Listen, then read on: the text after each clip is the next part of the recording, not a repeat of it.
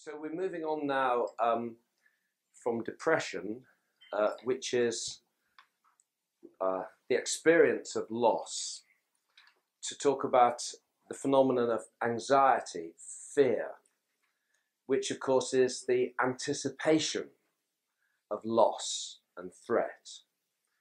And we're going to be talking about very similar structure to depression. So I'm going to speak with a doctor's hat on, just to give a perspective on how professionals, whether they be doctors or psychiatrists, tend to think about these issues, so that you know the way they're looking at it and can, you know, relate to that. And then Richard's similarly then going to pick up and recast that picture within a clearer biblical framework.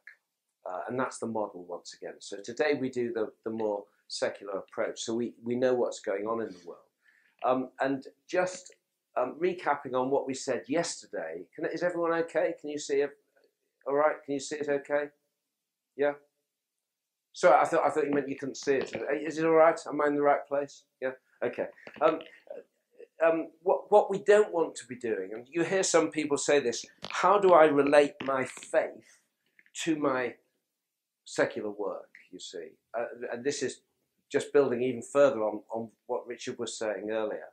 Or how do I integrate my faith with these secular models?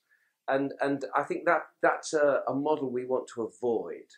The question is, how do I integrate these secular models and observations within the Christian worldview? And that's the model that we're using here. So then it's not as if there are two things on a par with one another, that we're trying to see how we fit them together.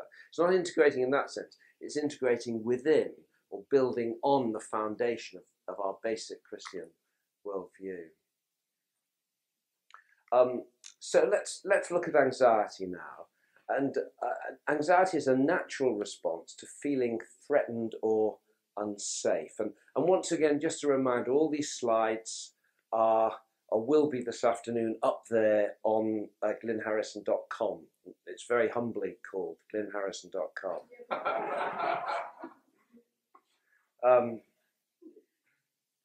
So it's a natural response to feeling threatened or unsafe. Oh, depression's up there now, by the way. So, and what's interesting about this response is that it's processed in a more primitive, older parts of the brain that share a great deal with animal brains. So in evolutionary terms, people would say that the anxiety is processed in some of the oldest bits of the brain within the evolutionary model. You don't have to buy that model if you don't like it. You can simply say that anxiety is processed in a more primitive part of the brain that's very similar to the way animals process these things in their brains. And the experience is vigilance, which is a state of hyper arousal. That's a state of heightened awareness of our environment. It's a broadening out of the lens is made wider in terms of my awareness and vigilance to what might be going on when I'm anxious. That's because my brain is looking after me.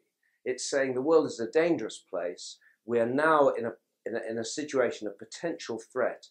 That threat can come from anywhere, from behind you, from the side, from the front. We need to widen our lens, ideally to a 360-degree lens from this specific fear, from this specific focus, to widen it out so that we have maximum vigilance and awareness of where that threat might come from. With that goes a subjective sense of fear and anticipation and tension, which is about, again, our brains organizing our whole bodily response to be ready to respond to the threat. And this is why people who are in chronic states of arousal and fear, if there's a sudden stimulus, they will have what's called a startle response, and they will respond, you see. So somebody here who's anxious at the moment, if I suddenly clap my hand, you may well jump there because your brain's in 360-degree mode. It's scanning the environment for potential threat, and suddenly something came in that could be just what it's looking for. And so because your muscles are already tenser than usual, and because you're in this state of readiness to respond, you overreact to what was just a clap, and then you fall back to that level of heightened awareness. And this is what makes chronic states of anxiety so tiring, because our muscles are in a constant state of readiness. Our brains are working overtime in 360-degree mode, vigilant to potential sources of threat. It's so tiring. And that's what, makes tiredness part of this. And also irritability, because you can only keep this up for so long, and we only have so much capacity to cope with unexpected challenge. So I've had a busy day, let's say. I'm anxious. I've had a lot to deal with. I'm now going to fatigue mode. My resources now for responding to new challenges have been diminishing all day, you see. And I walk into the house, my wife says, "Thank goodness you're home," puts the baby in your hand. And that's normally with no problem because you love your baby, but today you don't have the resources when it suddenly starts crying. And so you snap and you give her back, don't you know what kind of a day I've had, and you storm out the house. And she thinks, wow, what's happened? We've done nothing different except that because I've been in this state of heightened arousal today, I have no capacity, no reserves of tolerance for unexpected challenge. I've used it all up. So we're beginning to get a feel for what it's like to be anxious, to what this phenomenon is. And as we've said, the emotional brain, where these issues are basically processed, is this bit here, what's called the limbic system. And the key bit is the hypothalamus here. And it's deeper down in the brain, you see. And it's in the middle of the brain. And the hypothalamus processes emotions and has lots and lots of connections with the cortex here. And the cortex is the most sophisticated part of the brain that deals with thought. And the emotional brain is basically reacting on the basis of past experience. Okay? So you're walking through the bush, a lion jumps out on you. The emotional brain has learned that the world's a dangerous place. So next time you walk through the bush, you go into 360-degree mode, you go into hyperarousal, you pump out adrenaline so that your muscles are ready to run. And this is the classic fight, flight, or fright response, which adrenaline does for us as the signals are sent to other adrenaline-releasing parts of the body. So the emotional brain is built out of past experience. The way it works is sensitive to past experience. But what it does with its connections with the intellectual brain is it psychs us up in a much more forward-looking sense to anticipate all these possible sources of danger in a more sophisticated way.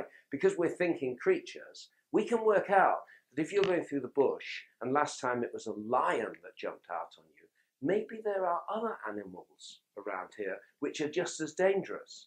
Now you've got to have intellectual capacity to do that, you see. And so there's an interesting dance between the more primitive processing of emotion and the way we begin to cognitively process that past experience. So maybe there are other animals. Indeed, there are other animals around here. There are a lot of other animals out here.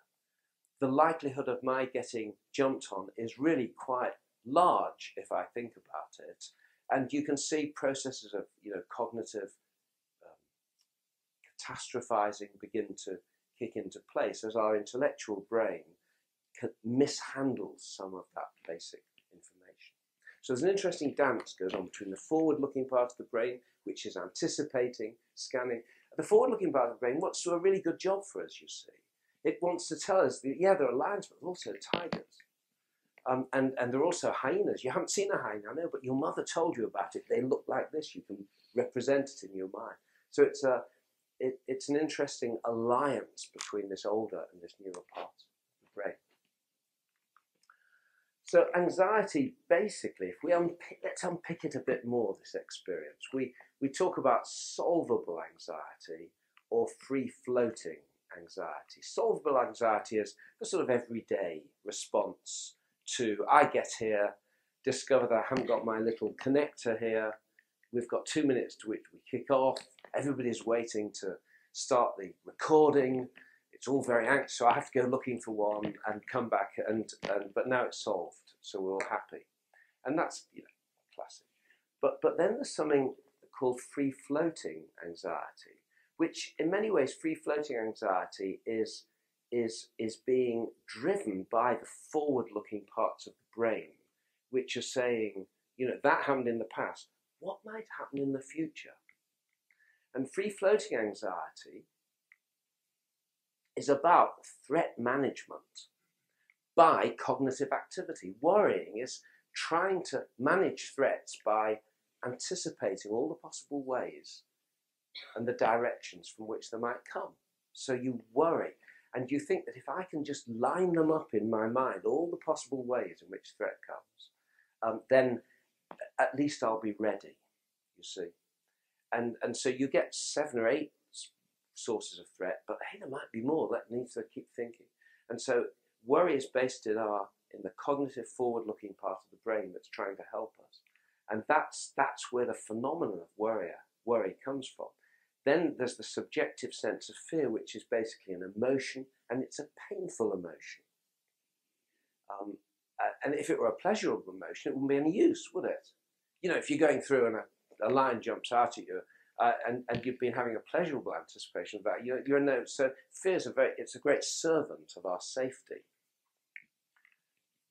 Increased vigilance and startle response we've talked about, and then because of adrenaline being released, we get a range of physical symptoms. And these are quite important just to take a moment to recap on. I know for many this is really basic stuff, but for others it's worth just thinking about the physical symptoms that adrenaline produces. Tachycardia is simply a racing heart. Palpitations are a thumping heart, we all know that.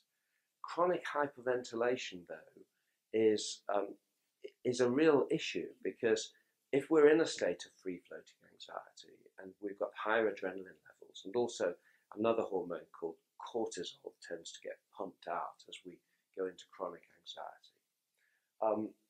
Chronic hyperventilation is a problem. It's partly, you can see why the body's saying, when you need to run, you use oxygen. So let's get plenty of oxygen in there.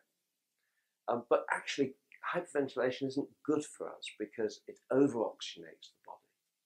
And when you over-oxygenate the body then has to compensate for too much oxygen. And one of the compensatory mechanisms is your arteries go into a spasm to reduce the amount of blood to the brain because you're getting too much blood, you see. So your arteries go into spasm, they overcompensate and people go and get a bit dizzy, which is another feature of chronic anxiety.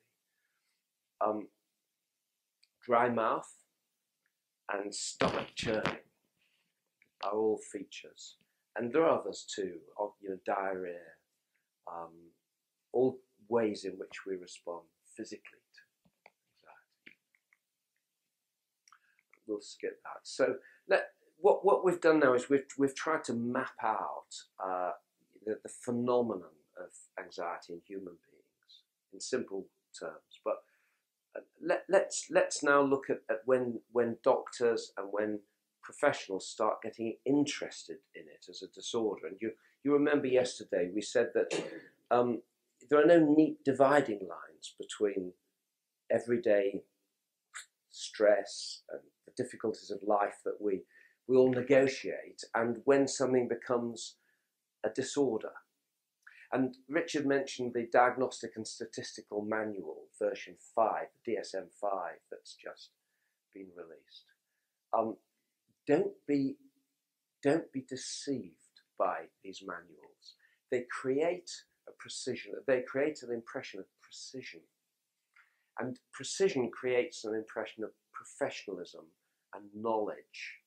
And much of that is an illusion. It creates an impression that we know far more than we actually do. Here's an example.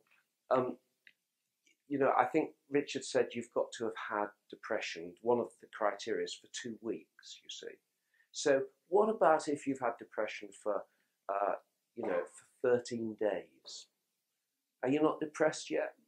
You know, now how do we land on 2 weeks? Simply because you've got to, if I'm going to communicate with somebody, you've got to have a set of definitions that you both agreed on. It's no use my ringing up the hospital and say, I've got a man here who's got a major depressive illness in DSM-5 terms, and then I send someone who's been depressed for a couple of days. The whole point of these manuals is to create shorthand labels so that we can communicate quickly, you see. And so inevitably you have to make what are called an operational diagnosis. You just agree on a set of symptoms and you say, we'll all agree you've got to have had it 2 weeks.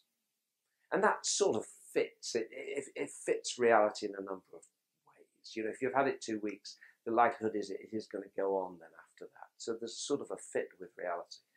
But I often say to people, you know, don't be, I was on what was called there are 2 big systems in the world for classifying disorders. One is the American one, DSM, and the other is the World Health Organization one, the ICD-10, as it is. And I sat on the ICD-10 committees, one of them, that basically define these disorders, you see. And basically, it's just a committee of people. And you'll have a little discussion about whether you need to have 5 symptoms or 6 symptoms. And it's just at the end of the day, let's take a vote on it. You know, just a bunch of people like me get on an aeroplane, go to Geneva, sit in a room, and you know, create the best fit with our clinical experience. It's a bit more sophisticated than this, but that's at the end of the day, these are operational definitions. So don't be deceived by the precision. Americans love DSM-5 because it does validate professionals. It looks very clear and crisp, clean. Life's not like that. Everything is on a spectrum. You know, if one thing merges into another. So don't be deceived. DSM-5 is also driven by insurance companies in the States, because the first question they ask is what is the disorder, you see. So they can look it up in the book and they can attach an amount of money to the treatment, and that drives DSM-5. Anyway, all that little sermon was about was you know, life is muddier than these classifications suggest. And at the end of the day, a disorder is what a doctor says is a disorder. Seriously, which is what this cartoon is pretty much saying. He's crazy when I say he's crazy, and that's it. But you know, the rules of thumb are that there is a characteristic syndrome or pattern that doctors recognise. So if I go to Geneva, we talk about depression. We can say it's very interesting. It's the same where I am. You know, once someone's had it 2 weeks, there really is something going on that people want to, you know, respond to. And so there is a pattern there that's recognisable. It's also something that's severe in terms of suffering to the person and an impairment to their life. And also, it's not something that's just been there for a day or two. There is a duration criteria. You know, something that's been around enough to cause a problem. So do you remember those are the criteria for disorder? So I'm going to share with you, I think, 4 anxiety-related disorders. The first one is what's called in the DSM-5 generalized anxiety disorder. And at any one time, 15% of adults will meet criteria for this. So it's quite a common, quite a prevalent disorder, if you include the full range of cases, from mild to severe. Sorry, did I say 15%? 5%. Sorry. you always know something's wrong when people in the audience start looking, you know. 5%. I can only say, excuse my cold. That's what's making me a little cognitively impaired. 5%. So here are the symptoms of generalized anxiety disorder. First of all, a duration criteria of 6 months. So you really need to have had it for quite a while. There's free-floating anxiety fear, increased vigilance, this on-edge irritability, distractibility that we've talked about, adrenaline-related physical symptoms, and cognitive problem solving that we call worry, or cognitive round of attempted problem solving that we call worry. So we've got this cluster of symptoms, a duration, a severity criteria, which is that it's got to be extremely stressful, upsetting and uncontrollable, and then you've got an impairment criteria that this really is disrupting your life. So doctors get interested at this point, when you've got this cluster of symptoms. And that's basically generalized anxiety disorder. That's the first picture that we see. The next picture is this one, panic disorder. And this is about 1% of adults, and 10% have some mild, now this is quite high, this is 10%, have some mild panickiness from time to time. But panic disorder is about 1%. And what does this look like? This isn't a constant background, free-floating sense of anxiety. This is an episodic rush of anxiety symptoms that embraces both psychological and physical features. You know when you've got panic disorder. It is an intensely painful experience. It is a rush of anxiety-related symptoms. And this is characterized by an overwhelming sense of fear and anxiety, to the point that many people feel they are going to die. This is so awful, I am going to die. Just terrible.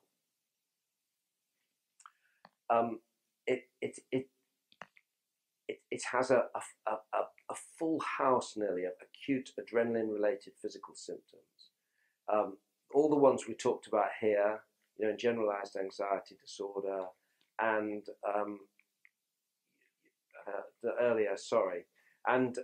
trembling, sweating, and often chest pain. The reason chest pain is because of the palpitations that are often a significant feature of panic disorder. And the palpitations, once you focus on a physical disorder, the worry turns it into a painful emotion. And of course that means that people often think they're having a heart attack. And if you think you're having a heart attack, how does that make you feel? Frightened, which makes you more frightened now, which makes your heart go faster. Okay, and similarly, the body responds it fires off in all directions, try and control this. So you start hyperventilating, get oxygen in case you need to run. This situation is so uncontrollable, so overwhelming. Let's get more oxygen because we just need to run. And so you start hyperventilating. Hyperventilating, as we said earlier, isn't good for the body. Too much oxygen isn't good. So you can then get some arterial spasm that lead in the arteries that supply the brain, which then makes you feel lightheaded, which confirms your fear that you are dying. You're actually losing consciousness. Or the other thing that happens is because of the too much oxygen, you get a shift of calcium around the nerves in the body. And you don't need to know why, but you just get this shift of calcium. And then the nerves don't work properly and you get tingling in your fingers. And now I'm hyperventilating, I'm feeling slightly dizzy, my heart's racing, and now my fingers are beginning to tingle. And if it gets really bad, I go into what's called carpopedal spasm, where the nerves send my muscles into spasm like this. And this is the classical sign, you see. This is so easily, the whole syndrome is so easily treated with a paper bag in the mouth. Okay, but I'll come back to that, not in the mouth, on the mouth, sorry. I'll come back to this in a minute. Panic disorder is really interesting as a phenomenon of a circularity, because what happens is somebody has anxiety symptoms. So, you're sitting an exam, your child maybe has an illness and you're not sure, the doctor seemed worried, and or your marriage is really getting very problematic, your husband may leave you, and a number of sources of anxiety, and you get a generalized anxiety pattern of symptoms, but palpitation becomes a particularly worry for you, and the palpitations may then escalate into a full-blown panic attack. The panic attack produces a whole range of anticipatory cognitions, which is, this may happen again. Now, if you think to yourself, this may happen again, you start pumping out adrenaline. And then your heart starts racing faster, and then you start to say, I have got, panic. So I have got this heart problem, which produces more adrenaline, and round it goes. And that's how people, get caught up in an acute panic attack. And how do we help this? Well, the easy and quick thing to do is to breathe into a paper bag, because that gets carbon dioxide back into the body. It reduces the oxygen. The oxygen then, you don't need to go and spasm here. You begin to feel less lightheaded. The tingling goes away. At the same time, you say, you'll be fine in a minute. Just breathe into this bag. You talk the person down. And then you get into a virtuous circle rather than a vicious circle, which you say, you watch, the symptoms will go down in a minute. And then you can begin to tell yourself that this isn't something that's going to kill you. You're not having a panic attack. Look, feeling better already. And so then you get into a virtuous circle. It's really easy to treat in the acute phase. In the more, once you've treated the acute panic attack, you then need to work on the anticipatory cognitions, because it's the anticipatory cognitions that produce the symptoms that then escalate into a panic attack. And what you do is, it's simple cognitions like, when my heart starts to beat fast, I'm now beginning to understand I'm not having a panic attack. This is, as the doctor told me, a symptom of too much adrenaline. And I'm just producing too much adrenaline because of my ongoing anxiety. And so you replace the cognition, I am going to die, with, this is my adrenaline-related symptom. And I'm beginning to understand that now. And again, it's a really nice thing to treat this, because it gives people a sense they regain control. Once they understand this range of symptoms, it really gives them a sense of regaining control, and you get them into a virtuous circle. So before my heart begins to go faster, I thought I'm going to have a panic attack. Now I think, gosh, I've learned so much about anxiety, and this is one of those adrenaline symptoms. And as the doctor told me, I just need to sit down, just breathe slowly, and it'll go away. And that's what happened last time, and the time before, and the time before that. And that's what's going to happen this time. You see, so you're in this virtuous circle. And it's a really nice thing to do, because it builds confidence and helps the person regain control. And that opens them up then to talk about some of the factors that may be driving the anxiety in the first place. It's a great way of developing trust in you too, because it's very impressive when you help them in this way. And they feel so much better. But this is such a common thing. A common scenario is, I've seen this one, your pastor is under a huge amount of strain and stress. He's got an important elders meeting where there are going to be some awkward people that night. There's a big issue bubbling up, and he just starts to panic, and his heart starts going, and he starts decompensating, and he's taken to the hospital, and everyone at church is told the pastor that he's got heart problems. We're worried. He's having a lot of investigations. And what happens then is he has lots of investigations. The doctor says there is nothing physically wrong with you, and the pastor's off for 3 months or so with really anxiety. But of course, the problem is there's a great investment because of the shame around this, that we focus on those physical symptoms. In Christian circles, we nearly need those physical symptoms as our ticket out of shame, don't we? And so you may find that the pastor hangs on to his heart ticket for quite a while, or your Christian brother or sister. It's that, you know, it's better to have worry about a heart problem than people think you're cracking up, isn't it? Who wants your pastor to crack up?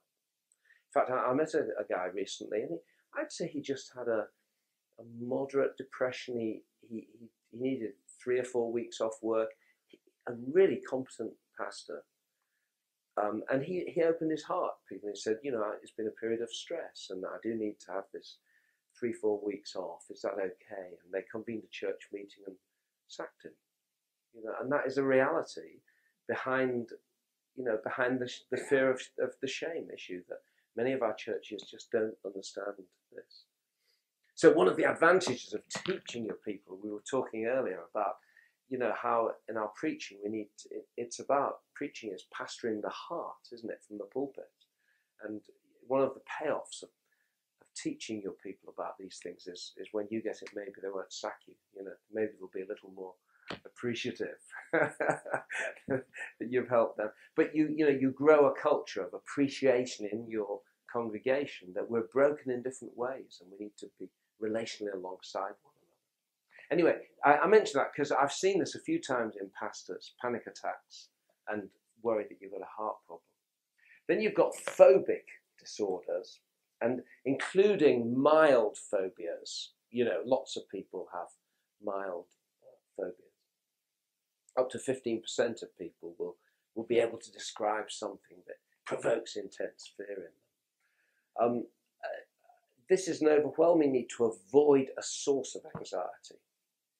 And so anxiety is allayed as long as I avoid the source of it.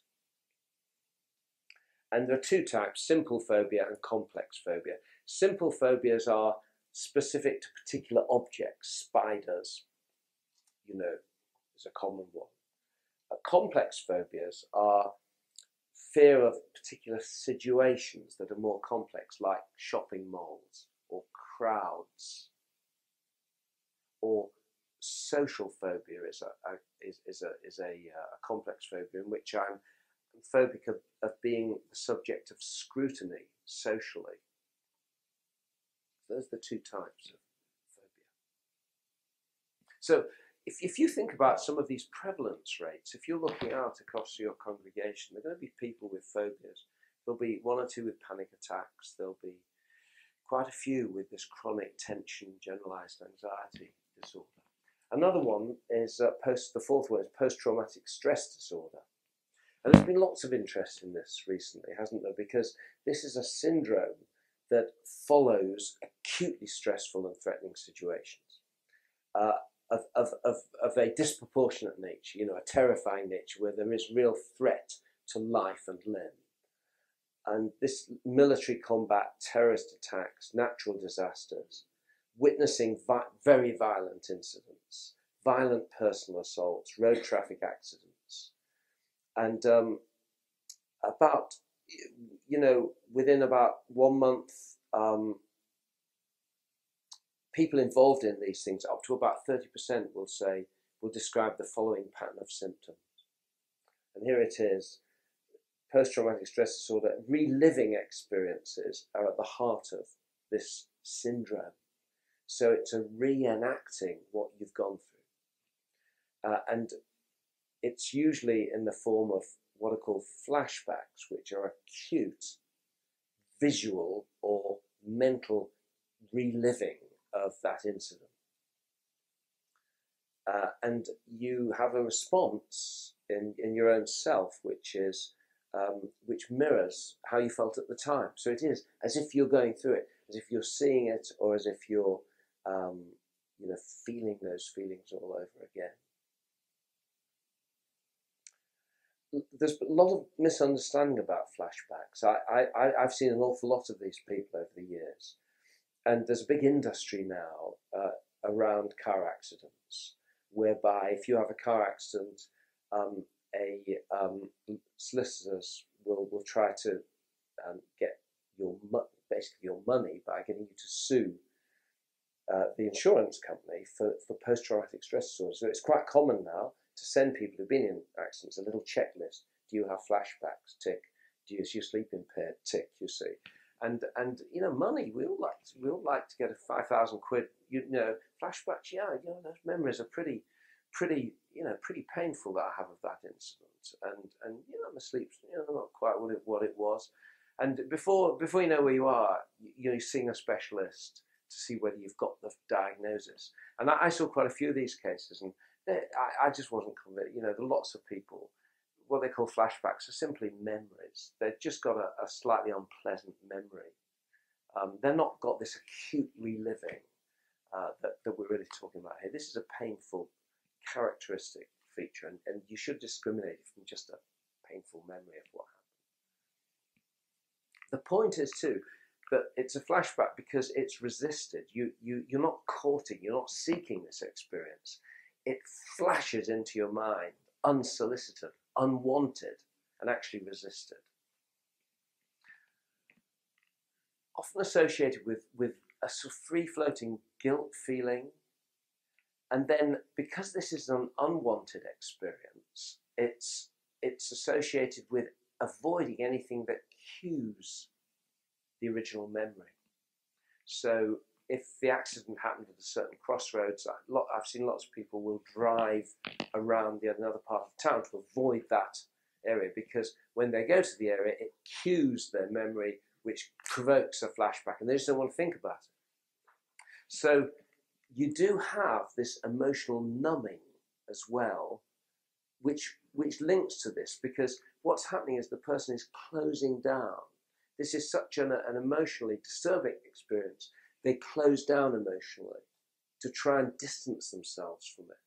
So avoiding the crossroads is about putting physical distance between myself and that memory. Emotional numbing is putting emotional, subjective distance between myself by closing down my sense of emotional responsiveness. Sort of a hibernation, closing in. But of course, the brain at its more primitive level is still trying to protect us, and it's really very concerned because this was a major incident, and who knows what's going to happen next. So it ramps up arousal, and startle response is a common feature in PTSD. I've seen it so much. You know, people people describe the door goes, someone bang, stop, and then you'll respond irritably. Don't bang that door. And it makes the family life quite difficult because the person's so irritable, such a low tolerance of challenging events, and this startling response. Because all this is tiring, poor concentration, insomnia, depressed mood, and of course attempts at self-medication, just to allay this, the alcohol. So that's the characteristic pattern of PTSD. Now, what I'm going to do now is look at some of the causes of all of these clusters of anxiety-related symptoms. And I'm going to look at the causes all together rather than taking them individually. Okay, and it's just the same as for depression. We think in terms of genetic / biological, that should say, and environmental. And where you get a combination of those two things, you get your affected people. So what does this look like here in anxiety-related problems? Well, here are the risk factors. Genetics, pretty weak, actually. Pretty weak. Genetics aren't a big factor in anxiety-related. There is a genetic predisposition, but it's not as strong as, say the genetics of bipolar disorder. So it's fairly weak, but it's there. There's been a lot of work on imbalance in brain transmitters. Believe me, because anxiety is so common, think how much money you could make if you're a pharmaceutical company, if you could come up with something. And in the 60s, particularly the early 70s, we thought we had found something, and it was called Valium. Remember, and the number of people who were put on Valium, it was incredible in those early days. What we found was, of course, it's enormously addictive, Valium, diazepam, it's very rarely used now, except quite selectively. But think how much money you could make if you could find something for generalized anxiety disorder that was, you know, simple to use and relatively free of side effects and wasn't addictive. And so pharmaceutical companies have poured huge amounts of money into the biology of anxiety disorders and come up with very little that's concrete in terms of evidence. So I wouldn't worry too much about this area either, although there are, you know, there are lots of stories, but there isn't one story that's really leads one, you know, that's really a headline here. Abnormal hormone responses, there is a problem that one can prime these hormone systems in the sense that you know they become self-regulating and self-generating. So you get into the habit of putting out a lot of adrenaline, and the system just goes into, you've primed it, it goes into an overdrive, and you're just producing adrenaline. And chronic cortisol probably isn't all that good for us. There's some emerging evidence that high levels of cortisol over many years may be associated with brain atrophy and decline. So there's a bit of a worry that chronic warriors, you know, may be putting their brains at risk by having pumped out so much cortisol over so many years. Changes in the brain at a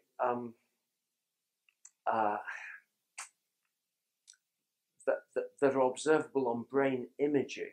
There is a bit of a story emerging here, and what's interesting is if you look at the limbic system and the hypothalamus, brain imaging studies are showing that there do seem to be long-term changes that are observable in the hypothalamus of people with chronic anxiety. And the worry is that you know, one has produced possibly a permanent change in which the activity levels in this area are disproportionate and excessive. So there's a lot more activity going on here. These are early days. You know, as with all these data, it depends on your samples, and the story doesn't quite hang together. But there's a lot of interest in possibly longer-term abnormalities in the hypothalamus being produced by chronic anxiety. And certainly that's the case in post-traumatic stress disorder.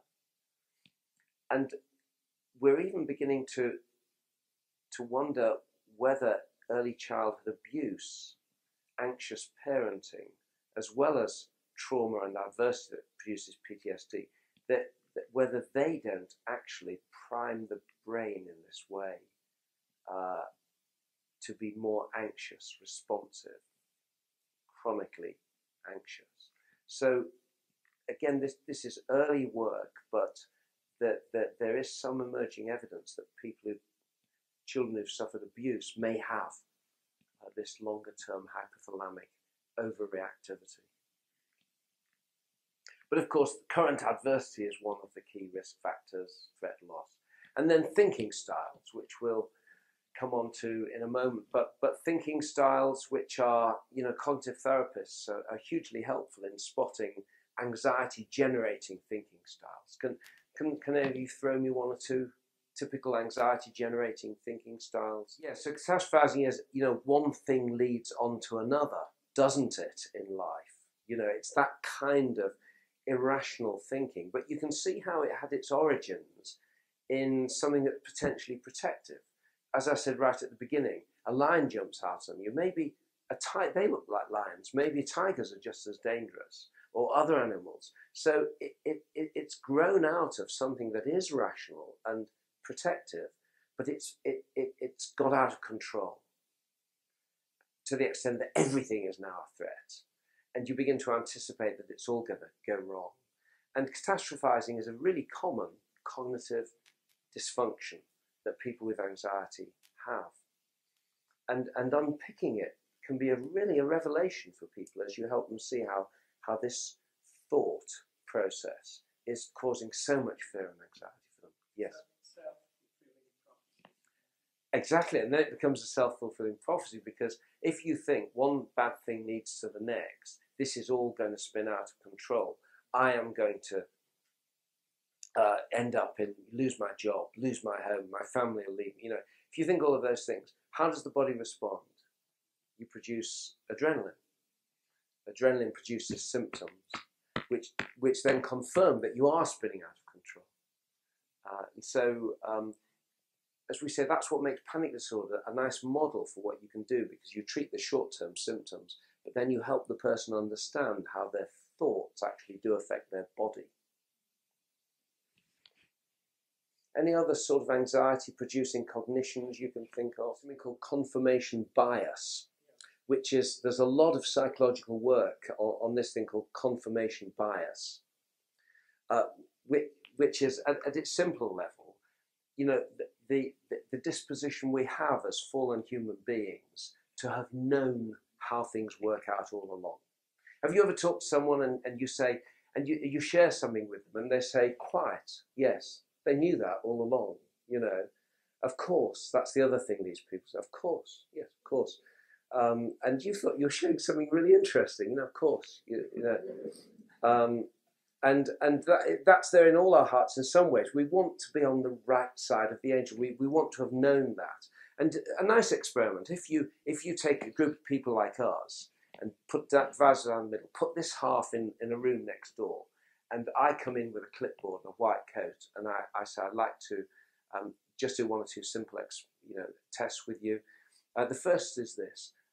Experimental psychologists have shown conclusively that when people create relationships, similar personality types tend to be drawn to one another, which confirms that old saying. What's the old saying? Birds of a feather flock together. You say, now how could you just, if you already knew that, could you just tick, you see? You discover that the vast majority of people, oh, then we all knew that, birds of a feather flock together, you know, and there's no surprise there.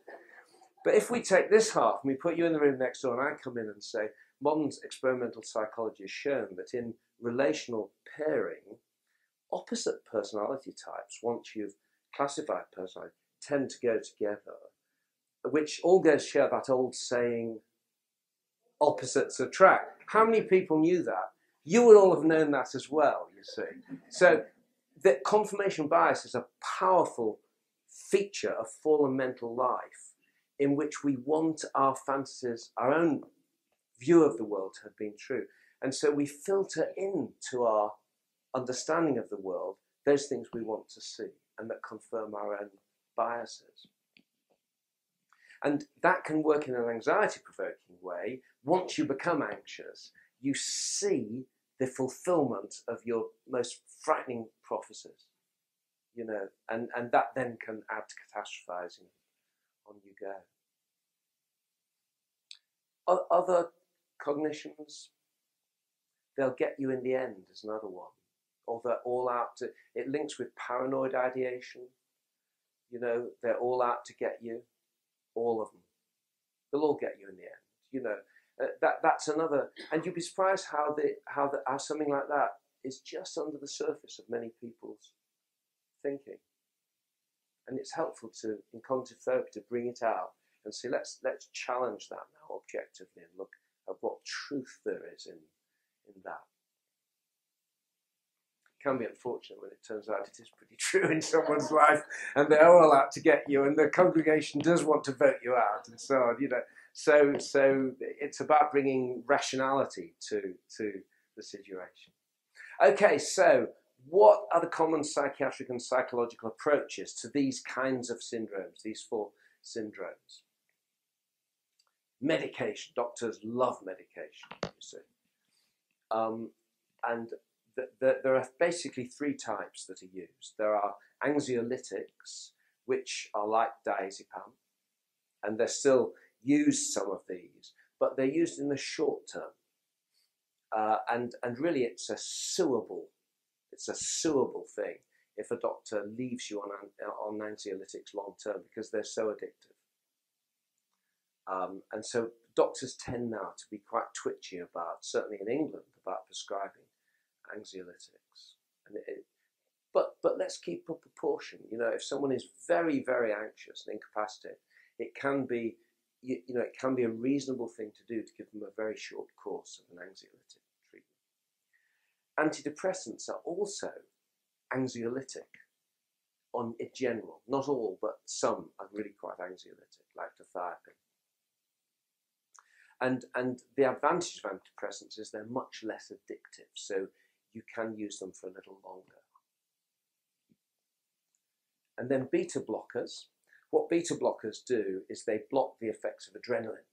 So if someone's having a racing heart, put them on beta blocker and that'll help slow it. All of this is elastoplast, isn't it? It's just putting elastoplast on the surface of the wound. But there can be tools that are useful. For example, if you put someone on beta blockers, you can use that to educate them, to show how when their heart goes slower, that really does demonstrate this is an adrenaline-related thing. We can slow the heart with this medication. You could do the same. You could have the same effect as taking the beta blockers by thinking differently, because the adrenaline is being produced by your thoughts. So generally, medication, there's a place for it, but I would say it's a small place, a limited, targeted role. And it's certainly not the top of the list. I mean, I've done it first because many doctors think this way, but in the anxiety disorders, I think medication plays a generally smaller role. General management's quite important. I think confidence is infectious. If the person you're seeing feels that you've seen this before, that's hugely reassuring. Just to be able to convey to them that this is something you understand and recognise, and support them in their pain, to stand alongside them, to empathise with the symptoms. It's really helpful when people say, so do you ever get your heart races? And so yeah, and they're quite pleased. You knew that, so you have some knowledge of this. That's very reassuring to people. And what about you? Tell me, does that sometimes churn? Yeah, I get that. Some people get a bit sweaty, and so on. So at the end here, I've referenced some leaflets that you can download from the Royal College of Psychiatrists site, which really summarise much of what I'm saying, and that are very useful, and even some in Polish there, so it's quite helpful. Education is so important, you see, and it can be so rewarding to just take people through these symptoms in a way that I've described. Sleep hygiene, just getting into a regular pattern, as we said yesterday, not taking caffeine, not watching very stimulating things on television, and so on. Okay, so there's those two approaches, but this is the really key bit. It's getting a good assessment before we go any further. An assessment involves hearing their story, working out really how severe this is and how it's affecting their lives. That takes time. And the next question, after you've worked out the story and you've attended to severity and impairment, is there a critical point of intervention here? In two areas. First is the management of the presenting symptoms, and then the management of the underlying issues. What I'm saying is, you've got to make a decision. What's the critical point of intervention in terms of the presenting symptoms? And it varies from person to person. Some people, the critical point of intervention is they just want you to hear them and understand them, and that can be hugely reassuring. And you don't need to do much more than that. That's been the critical factor for them, and that you've agreed to see them again. So, support can be the critical thing to do, and listening and understanding in the short term. Medication may, as we've said, in someone who's very uncontrollable, very pained, out of control, may be indicated. And spotting cognitive errors as a short-term measure and intervention can also be very good. So, for example, teaching someone catastrophization is a nice little is a nice little technique in the early phases because it can make sense to people in a way which opens them up then to explore other areas. So, helping people spot these cognitive errors. Once you've got some purchase on the presenting symptoms, you can then go into the underlying issues. And the underlying issues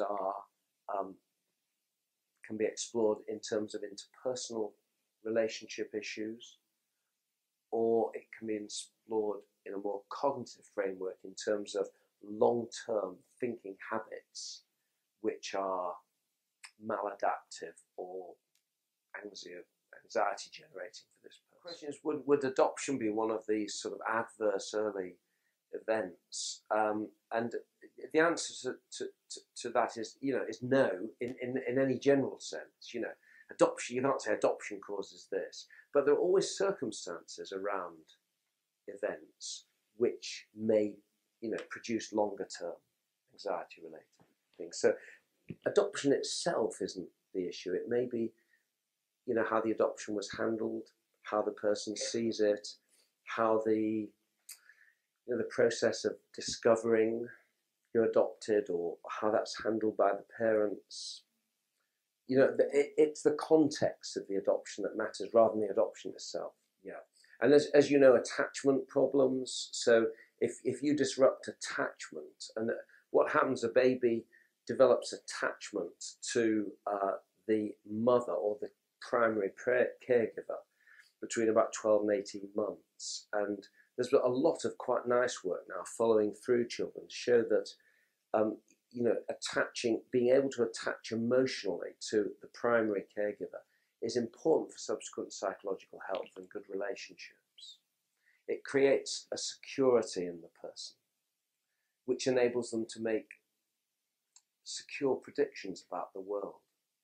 Because as you're saying, if that key first relationship goes astray, there are all kinds of possible predictions that flow from that.